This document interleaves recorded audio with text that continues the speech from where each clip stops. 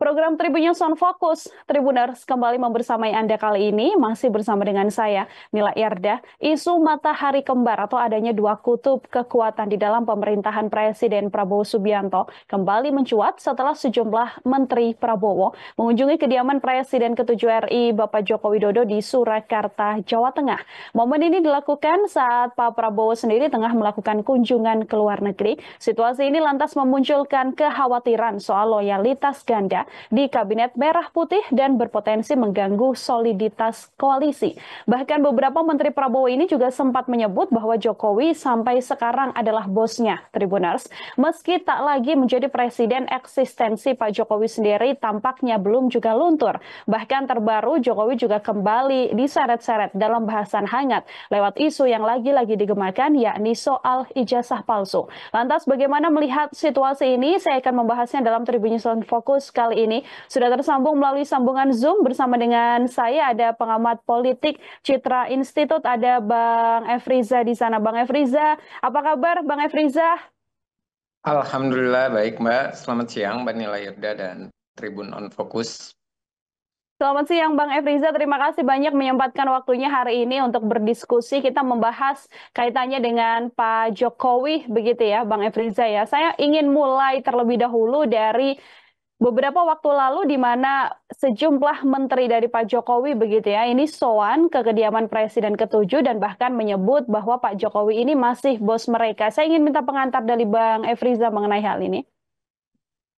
Ya, apa yang terjadi statement dari menteri yang mendatangi Pak Jokowi dapat kita anggap secara di pemerintahan. Yang pertama memang hal ini terjadi karena kita tidak bisa menafikan keberhasilan Pak Prabowo itu tidak bisa dilepaskan dari dukungan Pak Jokowi. Bahkan banyak yang mengatakan dari cawe-cawenya Pak Jokowi ketika menjabat sebagai presiden. Yang kedua, kita juga tidak bisa melepaskan bahwa meskipun menteri itu hak prerogatifnya seorang presiden, tapi fakta nyatanya menteri-menteri di eranya Pak Prabowo sebagian besar masih menterinya era Pak Jokowi.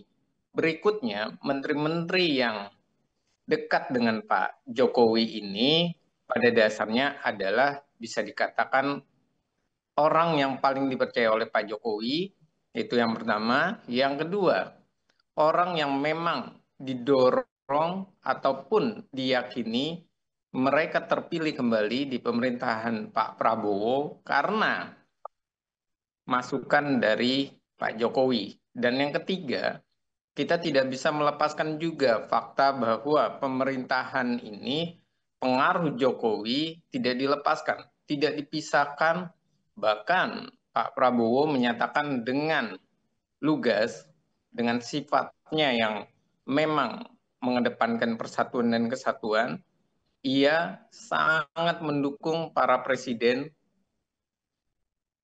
mantan presiden khususnya ya, di dalam hal ini beliau sebagai presiden, mantan presiden baik Ibu Megawati maupun Pak SBY maupun Pak Jokowi ikut membantu Pak Presiden Prabowo. Dan itu dibuktikan dengan kedekatan terhadap Pak Jokowi maupun terhadap Pak SBY. Dan ini adalah konsekuensinya. Dan berikutnya, kalau kita melihat situasi ini, apakah loyalitas mereka ganda? Tentu saya melihat bahwa loyalitas mereka bisa dikatakan ganda. Tapi di sisi yang lain, bukan sekedar ganda saja, tapi mereka tidak menghargai Pak Prabowo dan mereka juga tidak mengetahui bagaimana proses pemerintahan yang semestinya dilakukan. Karena ada menteri yang datang bukan sekedar silaturahim, tapi ia membahas persoalan kementeriannya, persoalan kabinetnya, yang semestinya itu dibawa di dalam pos kementeriannya, yang semestinya Pak Jokowi diundang, bukan sekedar dia datang, kemudian dia curhat, kemudian dia bahas semua hal terkait dengan apa yang dilakukan di kementeriannya. Kalau seperti itu, jelas bahwa bukan sekedar loyalitas mereka ganda, tapi bisa dikatakan bahwa secara politik. Mereka mengakui secara kepala lembaga, kepala politik. Dalam hal ini secara kenegaraan, ia bosnya adalah Pak Prabowo. Tapi secara bos pribadi mereka dalam hal ini mendapatkan posisi menteri, itu tidak bisa dilepaskan dari mereka dekat dengan Pak Jokowi, bantuan Pak Jokowi. Dan ini adalah pembukanya. Jadi bukan sekedar loyalitas ganda, tapi juga menunjukkan bahwa mereka tidak mengetahui kinerja pemerintahan itu semestinya seperti apa yang harus dilakukan oleh menteri. Bukan sekedar silaturahim kemudian membahas di dalam kediaman orang lain. Padahal Pak Jokowi sudah tidak punya kewenangan sebagai presiden. Dan ini kesalahan fatal dalam pemerintahan. Mhm. Artinya apakah Bang Efriza juga melihat bahwa dalam masa pemerintahan Pak Prabowo ini ada matahari kembar begitu ya di pemerintahan Pak Prabowo, yaitu Pak Prabowo sendiri dan juga Pak Jokowi, Bang Efriza? Ya, kalau ditanya apakah ada matahari kembar, saya lebih melihat bahwa ini perebutan pengaruh. Hmm. Pengaruh antara Jokowi dengan Pak Prabowo. Itu yang pertama. Yang kedua adalah ini terlihat sekali lebih dari matahari kembar, yaitu mereka dibelah ataupun mereka terbelah di pemerintahan, artinya tidak solid.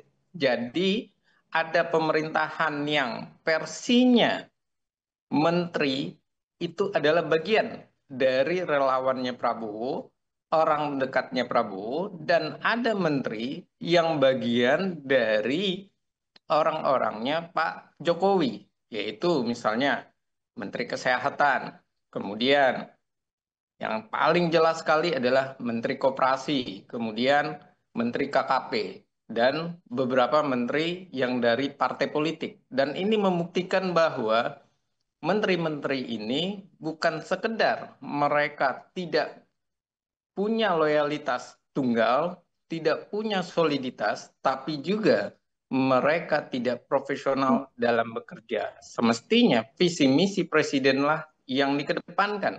Semestinya pembicaraan kepada Pak Prabowo yang diutamakan. Kalau seandainya mereka melihat Pak Jokowi sebagai simbol dari pemerintahan Pak Prabowo, karena cawe-cawenya misalnya, semestinya hal itu tidak dilakukan kepada Pak Jokowi, tapi cukup melalui wakil presidennya, yaitu Pak Gibran. Jika mereka merasa sangat sulit ketemu dengan Pak Prabowo atau sangat sulit berkoordinasi dengan Pak Prabowo, kalau seperti ini terlihat sekali ada ketidakakuran di pemerintahan. Ketidakakuran ini, soliditas ini bisa terlihat ketika misalnya kasus gas LPG 3 kilo yang dinyatakan bahwa menteri itu tidak berkoordinasi dengan Pak Prabowo. Ternyata menteri itu malah mendatangi Pak Jokowi. Dan ini adalah situasi pemerintahan Pak Prabowo bisa jadi direcoki oleh orang-orang yang tidak bisa memahami bahwa setelah mereka terpilih, semestinya mereka fokus untuk pemerintahan, untuk kepentingan publik, bukan malah bermain di argumentasi mereka bosnya adalah Pak Prabowo atau Pak Jokowi. Mhm. Kalau kita lihat Bang Efriza, mengapa sedianya kemudian bayang-bayang Pak Jokowi ini meskipun sudah cukup lama lengser begitu ya, ini masih terus membayangi Pak Prabowo kalau menurut Bang Efriza sendiri? Apakah karena memang di satu sisi banyak menteri era Jokowi yang kembali membantu Prabowo, atau yang kedua adalah Prabowo terkesan tidak begitu memperhatikan soal menteri-menteri di era Jokowi ini karena kembali lagi ada bantuan yang begitu besar dari Pak Jokowi ke Presiden Prabowo hingga kemudian bisa menduduki kursi RI 1 sekarang, Bang Efriza. Iya, ini terjadi karena mereka hutang budi kepada Pak Jokowi. Ketika mereka hutang budi kepada Pak Jokowi, inilah kesalahan, salah kaprahnya di Indonesia. terkadang sederhananya bukan saja di pemerintahan, di level terkecil saja orang-orang yang sudah dimasukkan di sebuah pekerjaan misalnya, tiba-tiba mereka merasa bahwa orang yang harus dimanuti adalah atau bosnya adalah bukan bos yang benar-benar menerima dia, tapi yang masukkan dia. Dan ini adalah kesalahan berpikir. Dan kesalahan berpikir ini menjadi sebuah keanehan dan menjadi sebuah situasi yang buruk di pemerintahan. Kenapa buruknya? Karena yang dijalankan oleh mereka adalah visi misi seorang presiden, yaitu Pak Prabowo.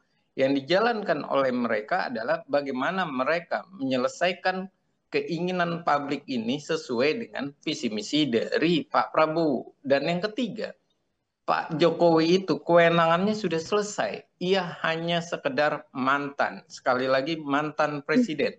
Jadi semestinya kalau mereka memang masuknya diplot misalnya oleh Luhut bin Sarpanjaitan ataupun melalui Pak Jokowi, tetap mereka fokusnya, mereka semangatnya, mereka antusiasnya maupun kerja kerasnya itu ditujukan untuk memuaskan Prabowo Subianto sebagai presiden, bukan kepada Pak Jokowi. Inilah yang terjadi. Misalnya Menteri Koperasi membahas tentang koperasi merah putih di rumahnya Pak Jokowi. Terkesan bahwa Pak Jokowi ini masih punya kewenangan yang berlebih. Pak Jokowi ini masih begitu besar peranannya. Dan mereka tidak memahami itu. Semestinya kalau memang mau minta nasihat Pak Jokowi, mau minta arahan Pak Jokowi, undanglah Pak Jokowi dalam forum yang resmi. Sama seperti Pak Prabowo mengundang Pak SBY dan Pak Jokowi di dalam soal Danantara, di dalam proses peresmiannya. Dan itulah sebenarnya etika pemerintahan. Kalau kayak begini, mereka tidak memahami etika pemerintahan. Mereka hanya tahu bahwa jabatan mereka, jabatan politik mereka bisa menjabat sebagai menteri itu karena jasanya Pak Jokowi. Padahal tetap hak prerogatif presiden berada di tangan Pak Prabowo Subianto sebagai presiden. Ada kendali penuh artinya ya Bang Efriza ya dari Pak Prabowo untuk kemudian meminta para menterinya untuk loyal terhadap presiden yang saat ini menjabat. Terbaru ada statement dari Pak Ahmad Muzani begitu ya mewakili Pak Prabowo sendiri yang mengatakan bahwa Pak Presiden ini tidak terganggu Bang Efriza dengan silaturahmi para pembantunya ke Pak Presiden ke-7 Joko Widodo. Bagaimana Bang Efriza melihat ini? Lalu seperti apa sedianya begitu ya sikap yang ditunjukkan oleh Pak Prabowo ini untuk memberikan ketegasan kembali kepada para menterinya? Iya, jelas Pak Prabowo sangat sulit. Kalau ia menyatakan terganggu, maka hubungan ia dengan Pak Jokowi yang nanti dianggap sudah mulai ada bibit perpecahan. Itu yang pertama. Yang kedua, jelas bahwa ia tidak ingin wajah pemerintahannya dianggap tidak solid. Maka yang ia lakukan adalah menyatakan bahwa tidak masalah. Dan yang ketiga, memang Pak Prabowo ini ingin menjahit ataupun menghubungkan antara pemerintahannya Prabowo Subianto dengan pemerintahan-pemerintahannya mantan presiden lainnya, baik Ibu Megawati maupun SBY maupun Pak Jokowi. Artinya memang ia berhimpun satu kekuatan penuh untuk Indonesia, pemikiran untuk Indonesia, dan inilah yang diharapkan oleh Pak Prabowo. Jadi langkahnya memang ia tidak bisa untuk menunjukkan kepada masyarakat bahwa kekecewaan dirinya. Tapi sisi yang lain bisa saja ia mengambil posisi dengan garis tegas. Apa garis tegasnya? Misalnya, ia menemui Ibu Megawati Soekarno Putri berdua saja. Atau ia melanjutkan pertemuan dengan Ibu Megawati Soekarno Putri berikutnya. Lalu membahas bagaimana pengaruh kekuatan Pak Jokowi itu diminimalisir dengan menghadirkan PDI Perjuangan di pemerintahannya dengan tujuan bahwa pemerintahannya itu harus menguat tapi tetap dukungan mantan presiden itu semuanya loyal kepada dirinya atau peduli dan meyakini bahwa ia memang layak untuk didukung sebagai pemimpin Republik ini. Yang kedua, ia juga bisa melakukan upaya, misalnya, ia melakukan upaya dengan cara hal yang terpenting, ia dapat melakukan reshuffle kabinet. Untuk apa? Untuk para menteri yang dia rasakan, pertama bukan saja tidak sulit, kedua menimbulkan kekacauan di dalam soliditas kementerian maupun di dalam sentimen publik, dan yang ketiga adalah ia juga bisa mengambil situasi tersebut. Misalnya, apa situasi yang terjadi? Kayak misalnya Pak Jokowi mengambil kasus dari Rizal Ramli ketika ia diresapel karena apa? Karena alasannya ia mengganggu ritme kabinet karena komunikasinya yang buruk, dan ini bisa dilakukan oleh Prabowo Subianto sebagai presiden ketika melihat apa yang dinyatakan ataupun yang dilakukan oleh menterinya, dan begitu mudahnya ia bilang terselip lidah bahwa bos itu sekedar bos, di mana saja ia pernah punya pengalaman maka disebut dengan bos. Nah, ini juga bisa dilakukan reshuffle ini karena rata-rata menterinya di eranya Pak Jokowi yang sekarang hadir itu pada dasarnya tidak lepas dari catatan-catatan bahwa mereka kinerjanya adalah kurang baik, bahwa kinerja mereka benar-benar kurang memuaskan bagi masyarakat, dan catatan-catatan evaluasi ini bisa ditambah dengan bagaimana pemerintahan Prabowo Subianto mengedepankan supaya laju pemerintahan itu dapat berjalan dengan baik, dengan cepat, akselerasinya dapat lebih tepat untuk kepentingan masyarakat, maka reshuffle kabinet adalah hal yang penting.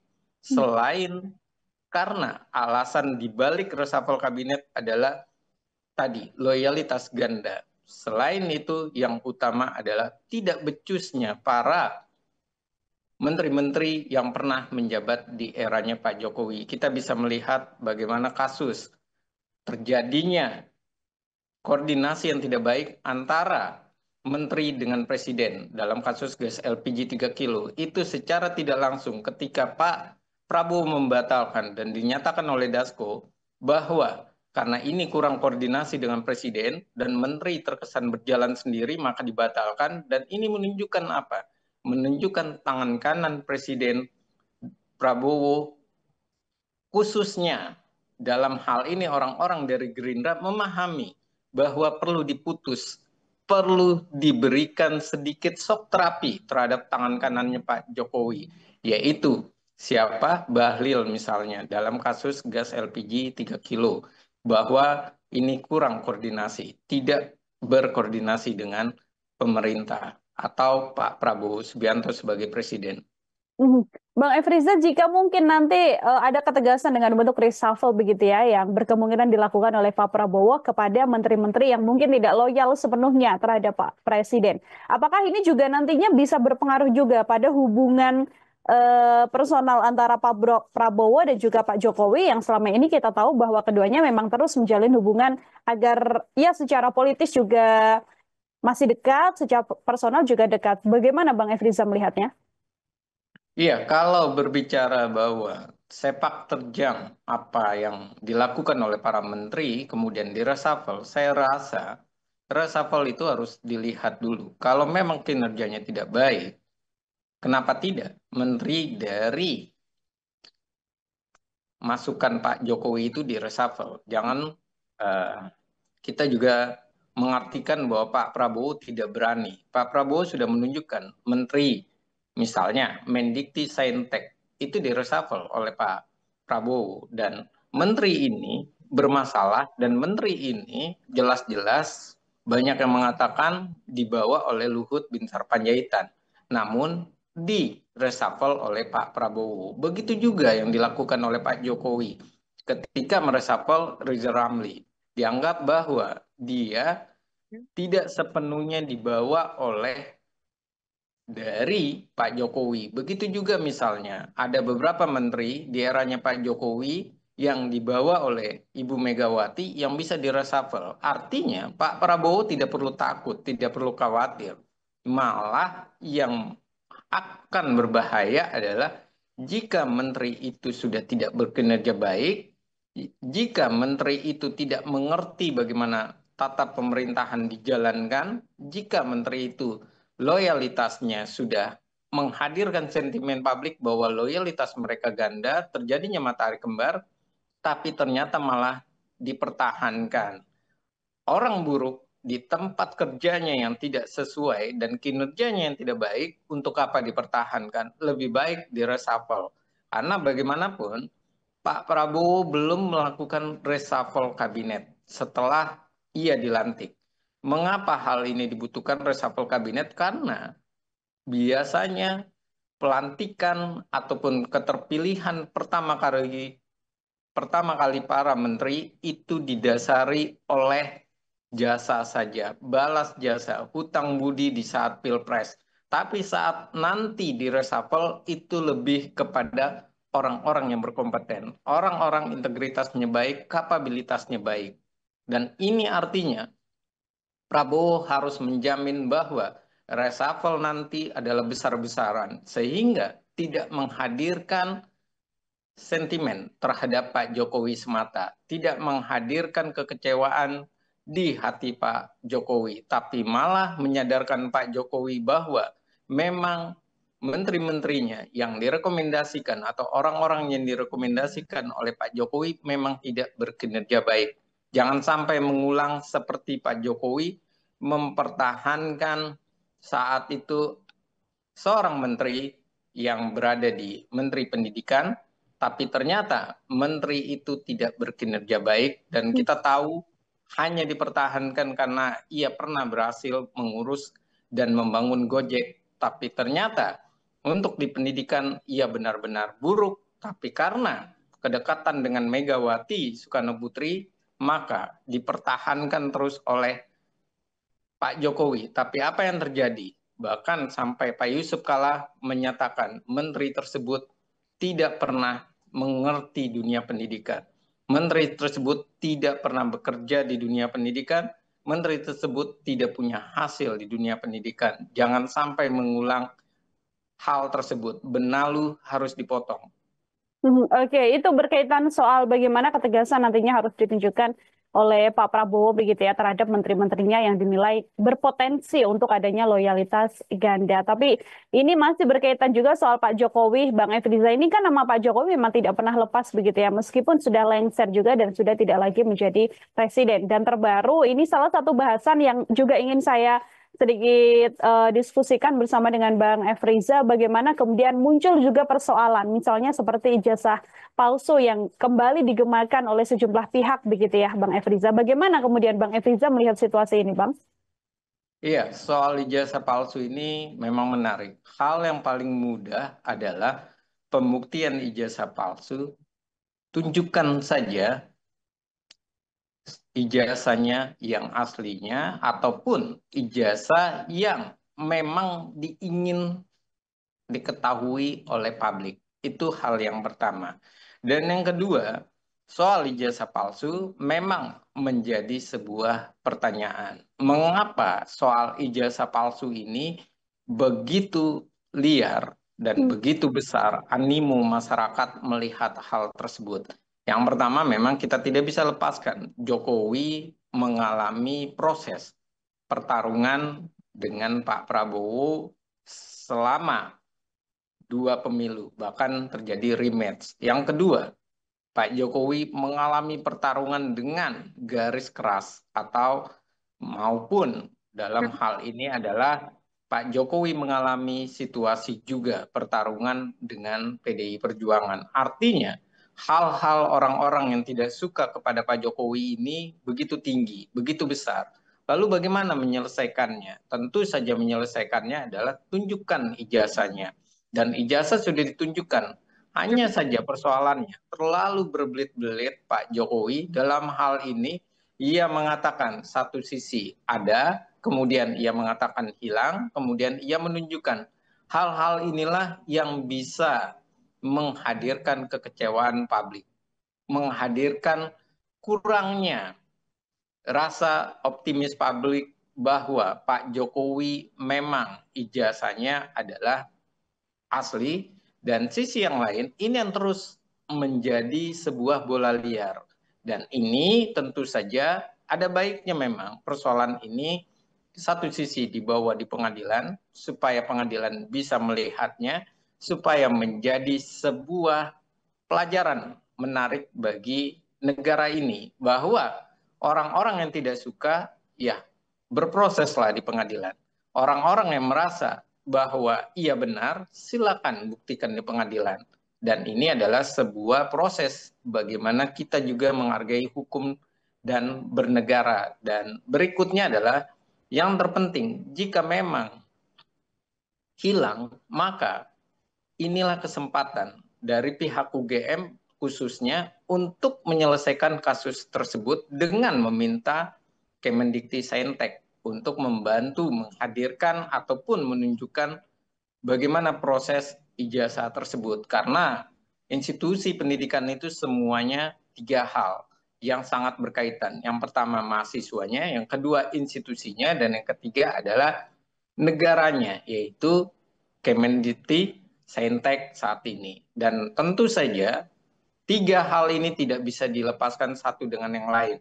Dan dari persoalan Pak Jokowi, kita perlu kepada hal yang paling besar. Apa yang paling besar? Waktunya kita menyelesaikan persoalan pendidikan di Indonesia. Menyelesaikan kampus-kampus yang memang berpotensi mengeluarkan ataupun tidak lagi layak untuk dia mengeluarkan ijazah, karena banyak hal permasalahan di kampus. Dan ini harus mulai dari sekarang, kesempatan membenahi kampus. Kalau secara politik, apakah Bang Efriza juga melihat sedianya ada motif dalam tanda kutip begitu ya, tertentu untuk kemudian menyoal serangan yang terus dilayangkan kepada Pak Jokowi ini? Karena beberapa pihak kemudian ada juga yang mengatakan seolah ada yang sengaja mengorkestrasikan isu ijazah Pak Jokowi ini, Bang Efriza, sehingga kemudian meskipun sudah beberapa kali dilayangkan begitu ya, atau sudah beberapa kali digugat juga, tapi kemudian kembali dipermasalahkan di hari ini. Iya, jelas memang bahwa Pak Jokowi sampai kapanpun ia tidak akan tenang dan ia akan terus dipersoalkan. Kenapa? Karena mereka ini adalah bagian dari yang sakit hati terhadap Pak Jokowi. Baik mereka sakit hati secara institusi di organisasinya, yang kedua sakit hati karena mereka secara politik pernah disingkirkan ataupun pernah bermasalah sama Pak Jokowi, kemudian mereka di dalam hal ini citra mereka, sentimen publik terhadap mereka menjadi buruk. Dan ini artinya memang Pak Jokowi tidak bisa melepaskan sampai kapanpun musuh dirinya itu banyak. Orang yang tidak suka dengan dirinya adalah banyak. Apalagi ia berhasil menduduki di dalam pemilihan umum, setiap jabatan yang dia proses selalu menang. Dan kita bisa buktikan bahwa 7 kali Pak Jokowi menang, bahkan dalam hal ini anaknya Gibran, mantunya Bobi, kemudian Pak Prabowo pun menang. Artinya persoalan pemilihan selalu dimenangkan oleh Pak Jokowi, sampai-sampai yang paling kuat, yang paling sangat fenomenal adalah juga mengalahkan PDI Perjuangan di kandang banteng sebanyak 2 kali, termasuk di Pilkada, mengalahkan Andika Perkasa. Dan ini menunjukkan memang banyak orang, banyak dalam hal ini yang juga institusi yang tidak suka meradang kepada Pak Jokowi karena pengaruh dirinya besar, karena sikap dirinya secara personal yang begitu kuat. Bahkan mau tidak mau, suka tidak suka, di dalam hati seorang Presiden Prabowo Subianto pun diyakini ada gerutu karena pengaruh Pak Jokowi begitu besar, terkesan bahwa pemerintahan Prabowo ini tidak bisa berjalan jika tidak didukung oleh Pak Jokowi. Pak Prabowo tidak akan terpilih jika tidak ada cawe-cawe dan dukungan dari Pak Jokowi. Dan ini tentu saja menyisakan grenjel di hatinya Pak Prabowo yang mungkin tidak diungkapkan di publik, tapi tidur nyenyaknya sangat sulit di malam hari. Terakhir dari saya, Bang Efriza, sebagai mantan presiden begitu ya, kan kita melihatnya Pak Jokowi ini seolah menjadi satu-satunya mantan presiden yang namanya terus eksis begitu ya setelah lengser. Akankah kondisi ini kemudian berkemungkinan bisa berlangsung selama, Bang Efriza? Atau nanti di suatu momen akan ada juga titik hilang dari seorang Jokowi begitu ya? Secara kalau kita melihat juga memang sekarang ini Pak Jokowi bukan seperti mungkin mantan presiden Pak SBY ataupun Bu Mega yang juga aktif sekali di partai politik, Bang Efriza. Iya, kalau ditanya apakah di satu sisi momen Pak Jokowi akan meredup, saya rasa tidak. Ada dua hal. Pertama memang Pak Jokowi ini suka tidak suka anaknya, mantunya ikut berpolitik. Bahkan yang terbaru idenya Pak Jokowi saja diambil oleh PSI mengadakan di Kota Solo menjadi PSI persorangan atau partai super terbuka. Dan ini tentu saja akan terus hadir dan akan dibangun terus narasi-narasi ketidaksukaan terhadap Jokowi. Yang kedua adalah narasi tidak suka terhadap Jokowi pada dasarnya juga menguntungkan bagi pemerintah. Apa menguntungkan bagi pemerintah? Contoh saja kondisi ekonomi kita yang sedang tidak baik-baik saja.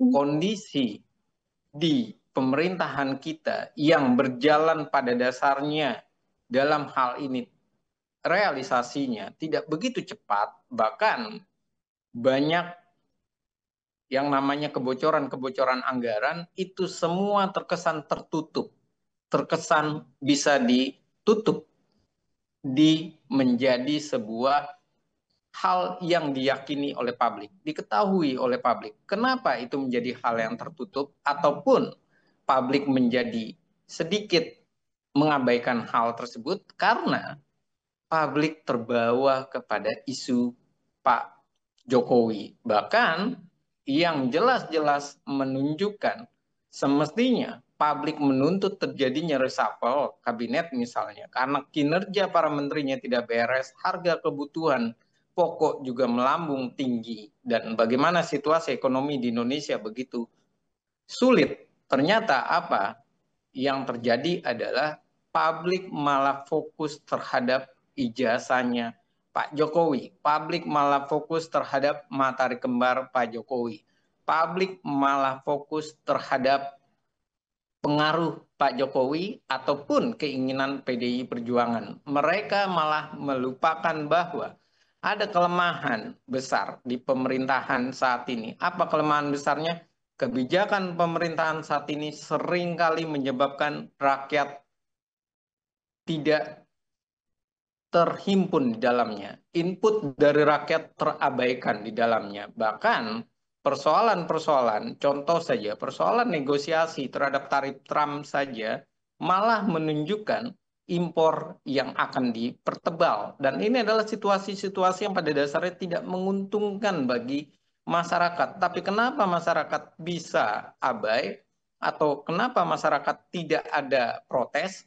Karena masyarakat sedang merasa ternikmati bahwa terkesan Pak Jokowi masih bagian dari pemerintahan, masih sebagai bagian dari dalam tanda kutip presiden. Terngiang-ngiang bahwa presiden masih punya pengaruhnya dalam hal ini presiden yang dimaksud adalah mantan presiden Jokowi.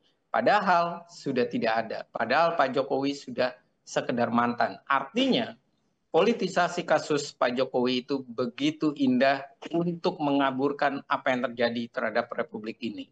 Oke, ada kesengajaan untuk mengaburkan situasi-situasi yang sebenarnya harus lebih difokuskan ya, tapi justru terkaburkan dengan isu-isu yang disematkan kepada Presiden ketujuh kita, Bapak Joko Widodo seperti itu. Bang Efriza, luar biasa sekali. Terima kasih banyak untuk kesempatannya hari ini berdiskusi dalam Tribun News on Focus. Semoga di lain kesempatan Bang Efriza ada waktu kembali untuk kemudian berbincang. Selamat siang, selamat beraktivitas kembali, Bang Efriza. Selamat siang. Terima kasih Mbak Nila Irda, terima kasih untuk masyarakat dan untuk Tribun On Fokus. Sekali lagi kalau ada salah kata dan salah bahasa, saya minta maaf. Baik, terima kasih sekali lagi Bang Efriza Tribuners, pengamat politik Citra Institut membersamai kita dalam Tribunnews Fokus kali ini. Nantikan terus Tribunnews Fokus dengan tema-tema lain dan juga bahasan-bahasan lainnya yang pastinya bersama dengan sejumlah narasumber. Sekarang waktunya Nila Irda untuk pamit undur diri. Terima kasih banyak dan sampai jumpa. Download Tribun X sekarang. Menghadirkan lokal menjadi Indonesia.